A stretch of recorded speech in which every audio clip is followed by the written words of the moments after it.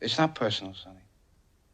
It's strictly business. It's a gangster film made by people who didn't want to make a gangster film. Instead, it's an epic tale of family, of capitalism and America, with a cast of characters who just happen to be gangsters. The Godfather.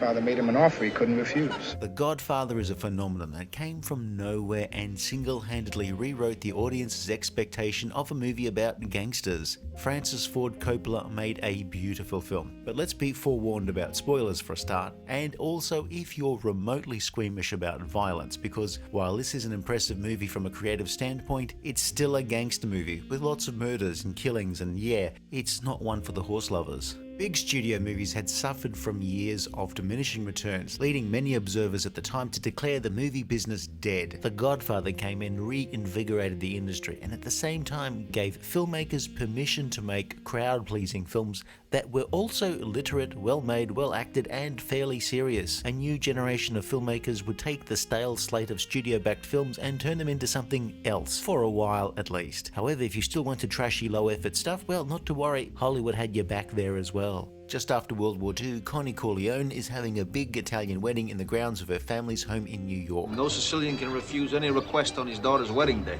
While there's dancing outside, inside Don Vito Corleone, the head of the family, as well as the head of the family, is listening to representations from the local community. Godfather, I have a daughter. You want Enzo to stay in this country and you want your daughter to be married. Vito's eldest, Sonny, is a hothead. His middle son, Fredo, a bit of a boob. Adopted son, Tom Hagen, is a capable lawyer, while the youngest son, Michael, wants nothing to do with the family business, and he's also a war hero. He's brought his girlfriend Kay to the wedding and slowly introduces her to the family, as well as casually dropping stories about how the family has conducted its business. Luca Brazzi held a gun to his head, and my father assured him that either his brains or his signature would be on the contract. We quickly get an example of how this works. Singer Johnny Fontaine has been denied a star-making role in a war movie, and Vito sends Hagen to negotiate with the studio boss Waltz, a man proud of his racehorse. After rebuffing Tom's offer, Waltz wakes up to, well, would you look at that? So, should Kay A. make her excuses and walk away, or B. ignore the gangster anecdotes and shack up with Michael anyway? If you chose A, then you'd make a great counselor and life coach, but a lousy screenwriter. Connie Corleone's new husband Carlo turns out to be a violent shit, while the Don's two captains Tessio and Clemenza are the guys who do the bulk of the legwork and the wet work. Leave the gun. Take the cannoli.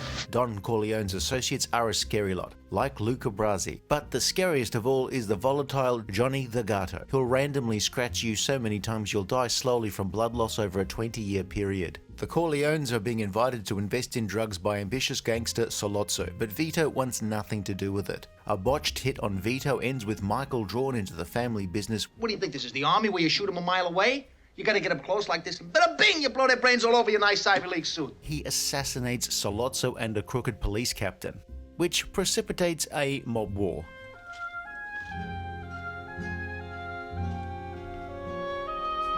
While all of this is going down, Michael has legged it to Sicily, where he meets a young Italian girl and marries. They said they got a package. What the hell is this?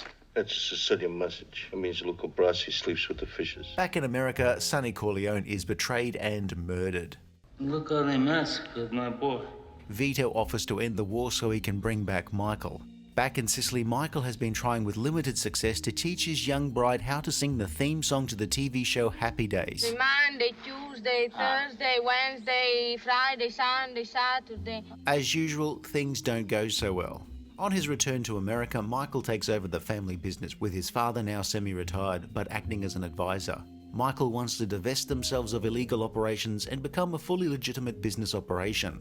He rekindles his relationship with Kay, they marry, and start a family. At the same time, Michael has to deal with various betrayals, and the death of Vito, which will lead him to settling all of his family business by the film's end, in an operatic bloodbath of executions, liquidations, rub-outs, hits, up to and including whackings. 3 hours never flew by so quickly, unless of course you're on a 45-minute commuter flight into London Stansted. Good luck, travellers. In the 1930s, gangster films had been big business in Hollywood, but by the end of the 60s they'd become a genre past its prime. Big-budget gangster films about Sicilian mobsters often failed in the 60s, and the ones that made money were generally cheap B-movies. The Godfather, a novel by writer Mario Puzo, became an instant smash bestseller when it was published in 1969. It turned the writer of hitherto poorly selling novels and pulp stories for magazines and amateur gambler into a superstar. Paramount Pictures had been in a pretty lousy place as a studio when it was taken over by entrepreneur Charlie Bluedorn, and he soon placed Robert Evans high up in the studio despite his apparent lack of experience in a similar role. Evans did have a knack for picking material that resonated with late 60s audiences, which, if they hadn't stayed home to watch television, were often staying away from expensive studio films as if they were radioactive. Evans had brought in hits like Rosemary's Baby and Love Story, but in order to stave off a sale of the studio, which was still in a precarious financial position, they would need a massive hit. Before The Godfather's release as a hardcover and softcover book, Paramount had picked up the rights to the book for less money than it would take to successfully teach a duck to fly a 747. Better luck next time, Captain Quack. Producer Albert S. Ruddy had shown he could make films within tight budgets and had co-created the TV series Hogan's Heroes. He got the job of getting Paramount's movie version of Godfather into cinemas, but preferably making it with a really cheap budget. Maybe shoot it on the Paramount lot in Los Angeles instead of very expensive New York. Maybe change the time period of the book from the late 40s to the then present day. Just think, we could have had Sonny with long sideburns or Fredo with flares. Puzo was brought in to write a screenplay from his book, despite him never having worked on a script, which was unusual since studios at the time preferred to keep original authors away from adaptations of their own work. Of course, they also needed a director. Now, as we said, expensive gangster films weren't doing great business at the time, but people still made them. Why did they fail? One thought was, despite most of the gangster films being about the Sicilian Mafia, they were very rarely made by Italians or starring Italian actors. With The Godfather, what everybody wanted was to smell the spaghetti. I mean, ordering a plate of spaghetti bolognese at even the most expensive Italian trattoria would have been much cheaper, but anyway. Tomatoes, some tomato paste, you fry it, you make sure it doesn't stick. You got it to a boil, you shove in all your sausage and your meatballs. The problem was, at the time there wasn't a deep bench of experienced directors of Italian descent working in Hollywood. Francis Ford Coppola was Italian, and he'd directed some low-budget but not super successful films, and as luck would have it, was also a writer who was about to win an Academy Award for his screenplay to the film Patton. Mario Puzo thought of himself as a writer of serious novels who was also flat broke and wrote a potboiler novel to get himself out of the hole he dug himself into. Francis Coppola also thought of himself as a serious filmmaker who didn't want to do some low-rent gangster film. Like Puzo, his career had hit a bit of a bump in the road, a bump which may or may not have been a motorcyclist. Do you know who I am? I'm Moe Green. I'm Moe Green. Moe Green. It's Moe Green. It's Moe Green. I'm Moe Green. Moe Green. It's Moe Green. It's Moe Green.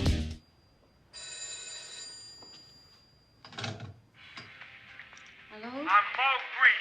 Moe Green. Coppola wanted to break away from Hollywood's system and start his own studio in San Francisco with other like-minded filmmakers. American Zoetrope had high hopes in creating a new filmmaking ecosystem, but their major production of George Lucas's debut film, THX 1138, had done about as well as an encyclopedia salesman in the 21st century. The new studio was on its back, and Coppola reluctantly agreed to direct The Godfather as an easy payday. I'm gonna make him an offer he can't refuse. Of course, Coppola wasn't about to just turn up for a payday and churn out a cheap movie. Yet. The thing about the book of The Godfather is, while all the characters and storylines we know and love from the movie are all there, the book itself is trashier than a reality show about sanitation workers. Coppola and Puzo got together to wrangle the plot from a 400-plus page book into a film script that would be not only exciting and shootable, but also tolerable from the point of view of the audience's backsides. The studio did not want a long film, but even after extensive wrangling, the movie was still likely to be 3 hours long. When they were done, they had not only distilled the exciting but slightly seedy book into a shootable script, but they made it into a major motion picture. The thing is, Paramount didn't necessarily want a prestigious film, just a cheap potboiler that could bring in a lot of money at the box office.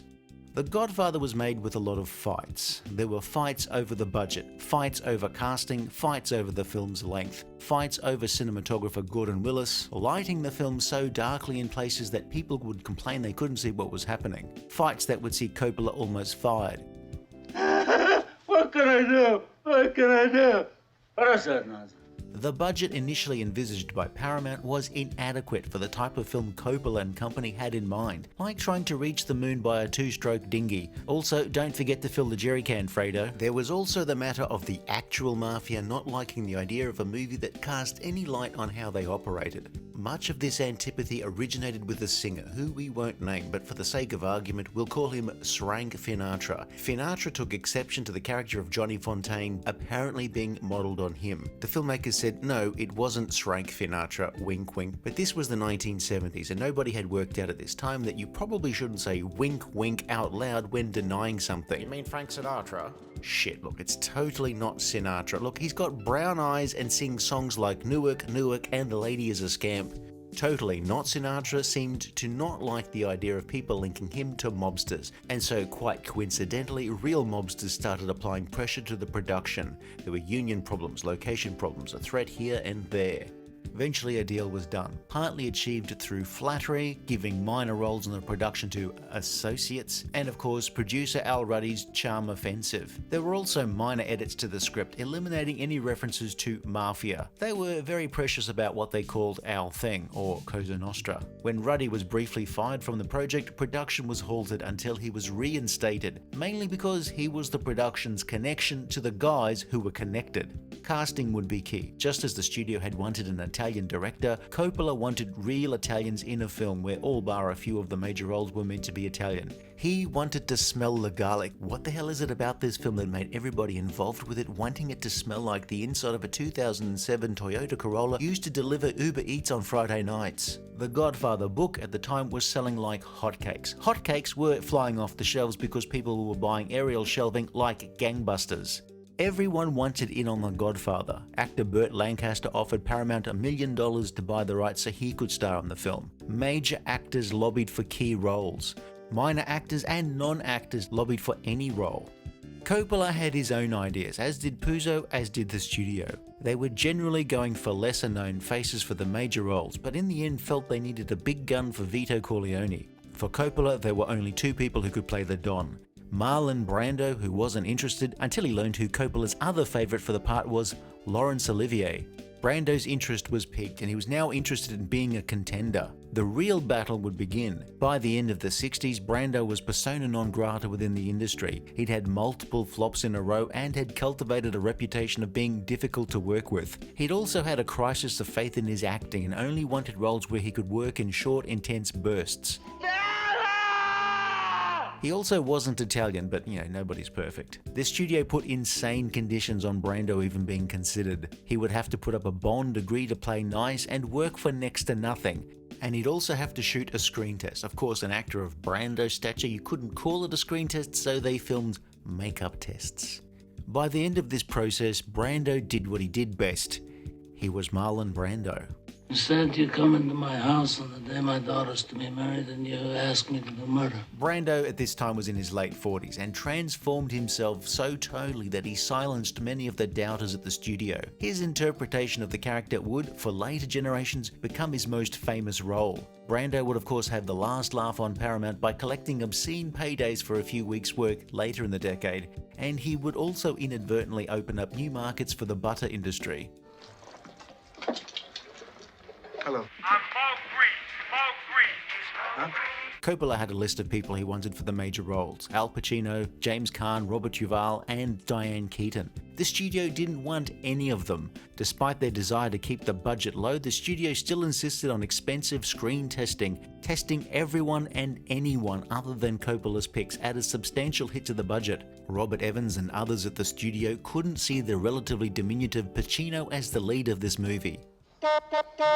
Had time travel been available, they could have just shown them the HD DVD version of Scarface, but it wasn't, so stick that in your pipe, HD DVD consortium. The management would like to apologise for implying that Brian De Palma's 1983 classic Scarface was released on the long-defunct home video format HD DVD. Scarface was never released on the HD DVD format, and so the management of Stam Fine would like to apologise to all for this egregious error in suggesting that Scarface was ever released on HD DVD. It has never been released on HD DVD. Other Al Pacino films like Scent of a Woman or Ocean's 13 were released on HD DVD. So why didn't we just use those? Had time travel been available, they could have just shown them the HD DVD of Ocean's 13. Somehow it doesn't have quite the same zing. Al Pacino wasn't much of a name at the time, but Coppola was prepared to go to war for him to appear as Michael. That's my family, Kate. It's not me. In the movie, Michael Corleone doesn't want to be part of the family business until he's sucked into it. Of course, once there he does two things. Makes move towards legitimizing the family business,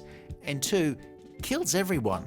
With about as much compunction as one would feel when one steps on one's cockroach. Pacino's performance is one of his more restrained, only occasionally showing visible signs of anger or raising his voice. Don't ask me about my business. No. Brando may have been the headline star of the film, but he's also not in it all that much. This film is all about Michael becoming the Godfather. Diane Keaton as Kay is the audience surrogate, i.e. everybody not Italian. Her expressions of quiet horror at what she's getting into really do sell a lot of what's going on here.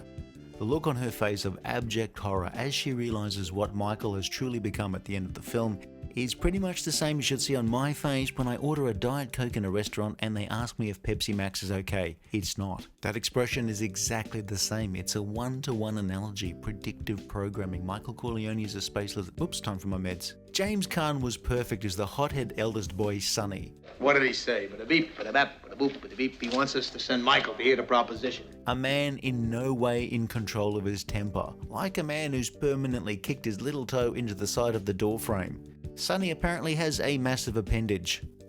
Also, his penis is very long, which is fitting as his mistress Lucy Mancini apparently has equally complimentary equipment that could only be satisfied by Sonny. For some reason, God knows why, the book's subplot of Lucy's cavernous inlet didn't make it into the film's shooting script, which is odd when the studio had initially pressed Puzo to add more sex, an instruction which he seems to have misinterpreted somewhat. Apparently a woman with a voluminously vast vagina wasn't something 70s moviegoers could wrap their head around.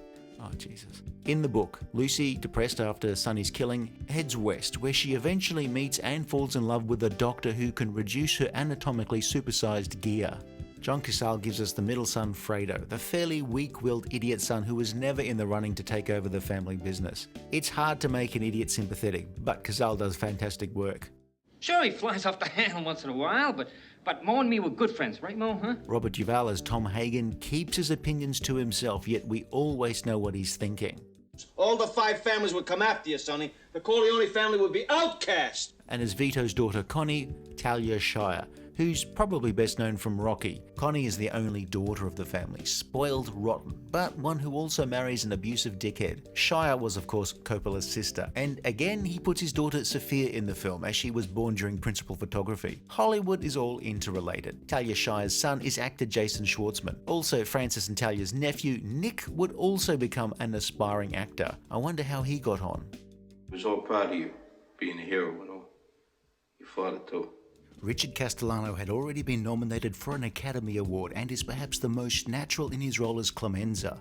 Future Barney Miller star Abe Vigoda answered an open casting call and won the role of Tessio. Tell Mike it was only business.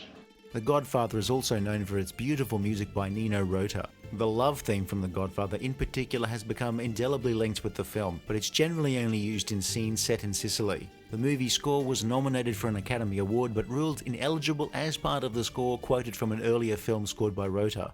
Coppola's father, Carmine Coppola, was a musician himself and would write some music for this film and later Coppola movies. The love theme from The Godfather would become one of the most iconic pieces of film music from the 1970s. Music that even if you've never seen a Godfather film, you've got a fair idea of where it's from. How's the Italian food in this restaurant?